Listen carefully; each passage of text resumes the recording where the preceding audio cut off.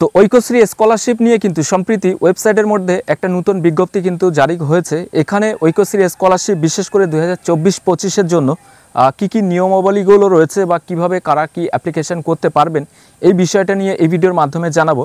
এটা যে পিডিএফ যে ফাইলটা সেটা কিন্তু আমাদের টেলিগ্রাম চ্যানেলে দেওয়া থাকবে, সেখান থেকে ডাউনলোড করে নিয়ে আপনারা নিজেরাও কিন্তু এটা দেখে নিতে পারবেন। তো যেটা বলা হচ্ছে আবেদনের শর্তাবলী, এখানে কিন্তু আবেদনকারী ছাত্র বা ছাত্রীকে পশ্চিমবঙ্গের বসবাসকারী হতে হবে, বিদ্যালয়ের শিক্ষার্থীর জন্য বাংলা শিক্ষার ইউনিক আইডি কিন্তু থাকতে হবে। এছাড়াও পূর্বতন পরীক্ষায় অর্থাৎ আগের যে পরীক্ষার যে লাস্ট ক্লাস সেখানে কিন্তু আপনাকে 50% নাম্বার প্রি ম্যাট্রিক প্রথম শ্রেণী এবং টিএসপি ব্যতীত নাম্বার পেতে হবে, তবেই কিন্তু ঐক্যশ্রী স্কলারশিপের জন্য এলিজিবল। এরপরে ছাত্রছাত্রীদের নিজস্ব ব্যাংক অ্যাকাউন্ট কিন্তু থাকতে হবে। বিশেষ করে এটা কিন্তু একটু ছাড় থাকে, ক্লাস 3 বা 4 পর্যন্ত আপনারা কিন্তু স্টুডেন্টের বাবা বা মায়ের অ্যাকাউন্টে ইউজ করতে পারবেন। তার পরবর্তী সময়ে যে স্টুডেন্টের ঐক্যশ্রী অ্যাপ্লিকেশন করবেন তার নিজস্ব অ্যাকাউন্ট কিন্তু থাকতে হবে। এই প্রকল্পের নতুন যে বৈশিষ্ট্যগুলো করা হয়েছে সেটা হলো দ্বিতীয় শ্রেণী থেকে দশম শ্রেণী এবং দ্বাদশ শ্রেণীতে পঠরত যে সমস্ত ছাত্রছাত্রী 2023-24 শিক্ষাবর্ষে ঐক্যশ্রী স্কলারশিপের জন্য আবেদন করেছিলেন তাদের কিন্তু নতুন করে আবেদন করার আর কোনো প্রয়োজন নেই।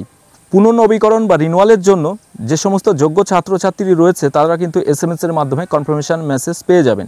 প্রি ম্যাট্রিকের যেসব ছাত্রছাত্রী প্রথম শ্রেণী বা নতুন স্কুলে ভর্তি হয়েছেন সেই সব ছাত্রছাত্রী বা একাদশ শ্রেণীতে ভর্তি হতে চলেছেন তাদের শুধুমাত্র অনলাইনে কিন্তু নতুন করে আবার আবেদন জানাতে হবে বা করতে হবে।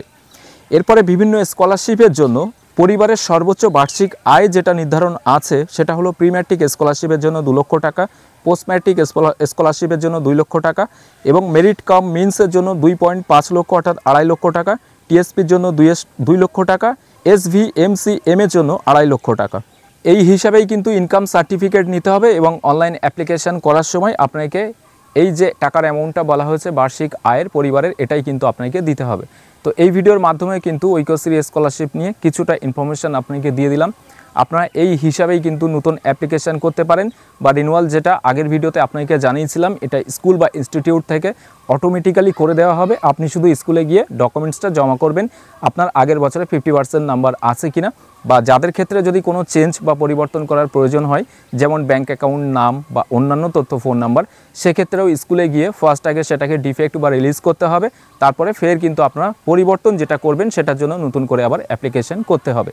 তো আশা করি এই ভিডিওর মাধ্যমে কিছুটা হলেও ঐক্যশ্রী স্কলারশিপ সম্পর্কে আরও যে কনফিউশনগুলো ছিল বা নতুন কিছু আপডেট আপনারা পেয়েছেন। যদি ভিডিওটি ভালো লাগে তাহলে অবশ্যই একটি লাইক করে দেবেন এবং ভিডিওটিকে বেশি বেশি করে শেয়ার করবেন যাতে সকলের কাছে আপডেটটি পৌঁছায়। এছাড়াও এখনকার এই ভিডিওটি প্রথম থেকে শেষ পর্যন্ত দেখার জন্য আপনাকে জানাই অসংখ্য ধন্যবাদ।